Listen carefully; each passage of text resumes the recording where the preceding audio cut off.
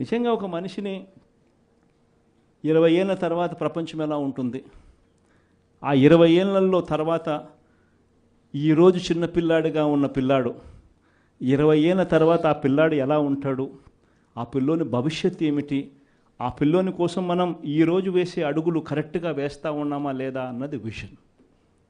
ఆ విజన్లో భాగంగా ఆ రోజు వైఎస్ఆర్సీపీ ప్రభుత్వంగా మనం వేసాం అడుగులు. గర్వంగా చెప్పచ్చు,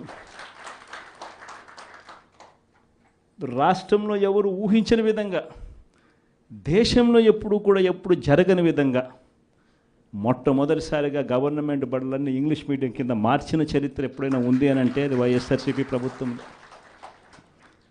మొట్టమొదటిసారిగా గవర్నమెంట్ బడులలో ఇంతకుముందు ఎప్పుడు ఊహకు కూడా అద్దేటివి కాదు. ఎవరైనా ఎవరి దగ్గరికైనా వచ్చి గవర్నమెంట్ బడులు ప్రైవేట్ బడులతో ఎప్పుడూ పోటీ పడలేవు అనే మాటలు మనం అంతా వింటూ ఉంటాం. మొట్టమొదటిసారిగా ప్రైవేటు బడులు గవర్నమెంట్ బడులతో పోటీ పడే పరిస్థితి ఎప్పుడైనా వచ్చింది అని అంటే అది ఒక్క వైఎస్ఆర్సీపీ ప్రభుత్వ హయాంలో మాత్రమే. మొట్టమొదటిసారిగా బడులల్లో నాడు నేడు కార్యక్రమంతో బడులు రూపురేఖలు మారాయి. మొట్టమొదటిసారిగా 6వ తరగతి నుంచి ప్రతి క్లాస్ రూమ్లోనూ ఇంటరాక్టివ్ ఫ్లాట్ ప్యానల్స్తో డిజిటల్ బోధన ఎప్పుడైనా మొదలైంది అంటే అది వైఎస్ఆర్సీపీ హయాంలోనే మొదలైంది. మొట్టమొదటిసారిగా 3వ తరగతి పిల్లలకు టోఫుల్ ఒక పీరియడ్గా చేర్చి ఇంగ్లీష్లో వాళ్ళందరినీ కూడా ప్రావీణ్యత పెంచే విధంగా అడుగులు పడ్డాయి అని అంటే అది వైఎస్ఆర్సీపీ ప్రభుత్వ హయాంలో. మొట్టమొదటిసారిగా గవర్నమెంట్ బడులన్నీ ఇంగ్లీష్ మీడియం చేయడమే కాకుండా సిబిఎస్ఈతోనే ఆపకుండా సిబిఎస్ఈ దాకా కూడా ప్రయాణం జరిగింది మన హయాంలోనే. సిబిఎస్ఈ నుంచి ఏకంగా ఐబీ దాకా ప్రయాణం జరిగేది కూడా మన హయాంలోనే జరిగేట్టుగా చర్యలు తీసుకున్నాం. మొట్టమొదటిసారిగా 8వ తరగతికి పిల్లాడు వచ్చేసరికి పిల్లాడి చేతిలో ట్యాబులు. మొట్టమొదటిసారిగా గవర్నమెంట్ బడులలో పోయే పిల్లలకు రోజుకొక మెనూతో గోరుముద్ద. ఇవన్నీ మనం అడుగులు వేసినప్పుడు ఈ పిల్లాడు ఈ 10th క్లాస్కి వచ్చేసరికి అనర్గళంగా ఇంగ్లీష్లో మాట్లాడే పరిస్థితి. అది విజన్ అంటే. హైయర్ ఎడ్యుకేషన్లో ఎప్పుడు చూడని విధానం, ఊహకు కూడా ఎవరికి అందల. మన డిగ్రీలు చదువుకుంటే ఉద్యోగాలు రావు, మన డిగ్రీలను ఇంకా బెటర్గా చేయాలి అని తలంచుతో మొట్టమొదటిసారిగా ఎడెక్స్ అనే సంస్థను తీసుకొని వచ్చి మొట్టమొదటిసారిగా ఆన్లైన్ వర్టికల్స్ తీసుకొని వచ్చి మొట్టమొదటిసారిగా ఆ వర్టికల్స్కు సర్టిఫైడ్ చేసినాం. అంటే మన డిగ్రీ చదువుతా ఉన్న పిల్లాడు ఆయనకు నచ్చిన కొన్ని కోర్సులు స్టాన్ఫర్డ్, హార్వర్డ్, ఎల్ఎస్సి, ఎంఐటి వంటి పెద్ద పెద్ద యూనివర్సిటీలు, విదేశీ యూనివర్సిటీల దగ్గర నుంచి వాళ్ళు కోర్సులు ఆఫర్ చేస్తారు ఆన్లైన్లో. మన పిల్లలు ఆ కోర్సులు ఇక్కడ తీసుకొని ఆ ఎగ్జామ్ రాస్తాడు. రాసిన ఆ ఎగ్జామ్కు ఆ యూనివర్సిటీ సర్టిఫికెట్ ఇస్తుంది. ఆ సర్టిఫికెట్ మన కరికులంలో భాగమవుతుంది. మన డిగ్రీ తీసుకున్న పిల్లోడు బయటకు వచ్చేసరికి ఆ పిల్లానికి 4-5 రకాల కోర్సుల్లో ఒక ఆక్స్ఫర్డ్ సర్టిఫికెట్, ఒక ఎల్ఎస్సి సర్టిఫికెట్, ఒక ఎంఐటి సర్టిఫికెట్, ఒక స్టాన్ఫర్డ్ సర్టిఫికెట్తో పాటు తన డిగ్రీ తన చేతికి వస్తుంది. అంటే రిస్క్ మేనేజ్మెంట్ కోర్సు ఎల్ఎస్సి ఇస్తుంది సర్టిఫికెట్, డేటా అనలిటిక్స్ కోర్సు ఒక స్టాన్ఫర్డ్ ఇస్తుంది సర్టిఫికెట్, అసెట్ మేనేజ్మెంట్ కోర్సు ఒక ఎల్బిఎస్ ఇస్తుంది సర్టిఫికెట్. ఇలాంటి సర్టిఫికెట్లతో పిల్లాడు బయటకు వచ్చి తన డిగ్రీ పొంది తన అప్లికేషన్ పెట్టుకుంటే ఎలాంటి ఉద్యోగాలు వస్తాయి అన్నది ఆలోచన చేసి ఆ పిల్లలకు విద్యా దీవెన, వసతి దీవెనతో సహా ఇవన్నీ ఏర్పాటు చేయడం అన్నది విజన్ అంటారు. వైద్యం కోసం ఏ పేదవాడు అప్పుల పాలయ్యే పరిస్థితి రాకూడదని,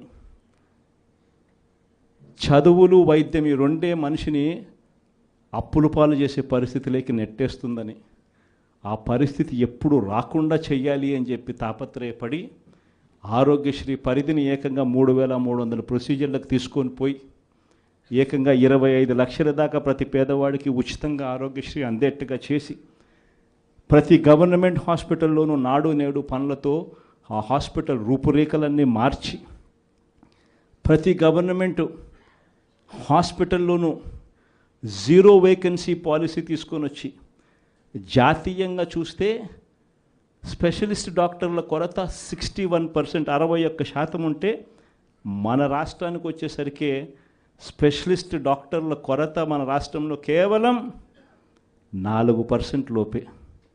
0 వేకెన్సీ పాలసీ తీసుకొని వచ్చి ప్రతి హాస్పిటల్లోనూ డాక్టర్లు ఉండేట్టుగా చేసి ప్రతి హాస్పిటల్లోనూ WHO GMP ప్రమాణాలు కలిగిన మందులు మాత్రమే అవైలబుల్గా ఉండేట్టుగా చేసి గ్రామ స్థాయిలోకి విలేజ్ క్లినిక్లు తీసుకొని పోయి గ్రామ స్థాయిలోనే ఫ్యామిలీ డాక్టర్లను తీసుకొని వచ్చి గ్రామ స్థాయిలోనే ప్రతి 6 నెలలకు ఒకసారి ఆరోగ్య సురక్ష కార్యక్రమం చేసి ప్రివెంటివ్ కేర్ అంటే క్యూరేటివ్ కేర్ అంటే మందుల క్యూరేటివ్ కేర్ అంటే రోగం వచ్చిన తర్వాత వైద్యం, ప్రివెంటివ్ కేర్ అంటే మనిషికి మొదటి దశలోనే అంటే ఆ షుగర్ సరిగ్గా హ్యాండిల్ చేయకపోతే ఆ షుగర్ వల్ల కిడ్నీ సమస్యలు, మనిషికి బీపీ, ఆ బీపీని సరిగ్గా హ్యాండిల్ చేయకపోతే గుండెపోటు, అటువంటివన్నీ ఇనీషియల్ స్టేజెస్లోనే గ్రామ స్థాయిలోనే మనిషికి రాకుండా చేసే గొప్ప అడుగులు పడడం ఎప్పుడు జరిగాయనంటే వైఎస్ఆర్సీపీ హయాంలో. ఇది విజన్. రైతుకి ఇబ్బంది రాకుండా రైతుని చెయ్యి పట్టుకొని నడిపించే పరిస్థితి ఉండాలని ఒక అగ్రికల్చరల్ గ్రాడ్యుయేట్ను ఆర్బీకే కేంద్రంగా అక్కడే కూర్చోబెట్టడం విజన్. ప్రతి ఎకరాను ఈ క్రాప్ చేయడం విజన్. ప్రతి ఎకరా ఈ క్రాప్ చేయడమే కాకుండా ప్రతి ఎకరాకు రైతుకు తోడుగా ఉంటూ ఆ రైతు ఇన్సూరెన్స్ చేసుకోకపోయినా ఆటోమేటిక్గా రైతుకు విపత్తు వచ్చినప్పుడు ఇన్సూరెన్స్ అనేది ఆటోమేటిక్గా రైతుకు వచ్చేట్టుగా ఉచిత పంటల బీమా తీసుకొని రావడం ఒక విజన్. రైతులకు దళారీ వ్యవస్థ లేకుండా ఆర్బీకే కేంద్రాల దగ్గరనే కొనుగోలు చేసేట్టుగా చేసి రైతుకు పూర్తి గిట్టుబాటు ధర ఇచ్చేట్టుగా చేయడం అన్నది విజన్.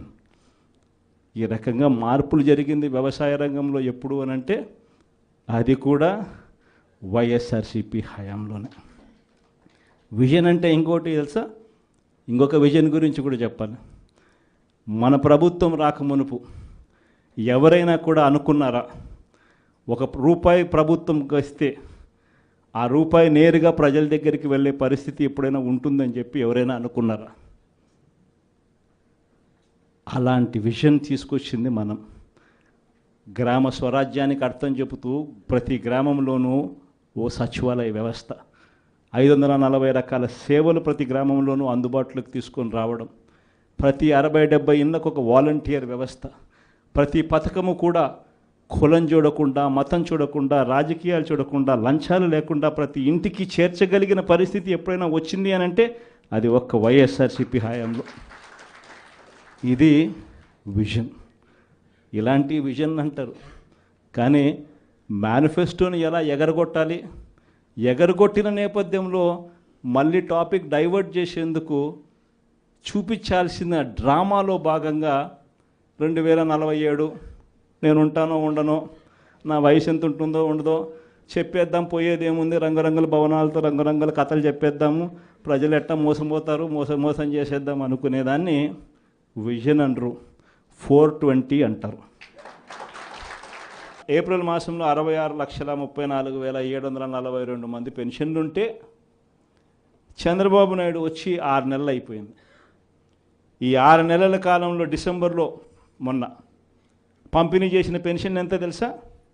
63,20,222. అంటే 3,14,460 పెన్షన్లు కట్టు. చంద్రబాబు నాయుడు వచ్చిన 6 నెలల కాలంలో కొత్త పెన్షన్లు ఒక్కరికి ఇవ్వకపోగా ఉన్న పెన్షన్లు 3,14,000 కట్టు కావడమే కాకుండా ఏమన్నాడు మొన్న ఏదో సర్వే అంట, ప్రతి జిల్లాకు ఒక సచివాలయం అని చెప్పి సర్వే చేయించినాడు. 10,000 మందిని సర్వే అంట చేయించినాడు. అందులో ఆయనంతకు ఆయన చెప్పినాడు 534 మంది ఫ్రాడ్ అని. అంటే రెడీ, మళ్ళీ 5% కట్టు, అంటే మళ్ళీ 2 నెలల్లో మళ్ళీ 3-4 లక్షలు కట్ చేయడానికి మళ్ళీ సిద్ధం. చంద్రబాబు నాయుడు హయాంలో 8 నెలలు 7 నెలలు తిరక్క మునిపే ఇప్పటికే 3 లక్షలు పోయినాయి. ఇంకా 3 నెలలు తిరక్కసరికే మళ్ళీ 4 లక్షలు తీసేయడానికి మళ్ళీ రంగం సిద్ధం. పెన్షన్ల పరిస్థితి ఇది.